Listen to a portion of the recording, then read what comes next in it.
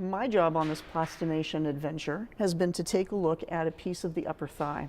What you're seeing here is a plastic model. This is not a plastinate. It's usually what you see in our medical schools. So what we have is a piece of the thigh from about here that's maybe about that thick. And what we're trying to do is take away the muscle. On most things you see the muscle, but not what's surrounding it. What we're trying to show you is what surrounds it, which is the fascia.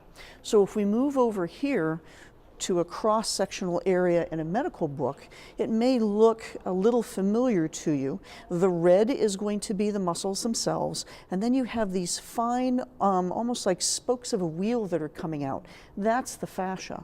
And what you'll notice in this picture is it almost looks like it's compartmentalized. In other words, it's like cylinders within cylinders. So what we're trying to do by taking out these muscles is show those cylinders on their own, which is the connecting fascia. And this has never really been done before. The interesting thing is, this looks like it should be very easy.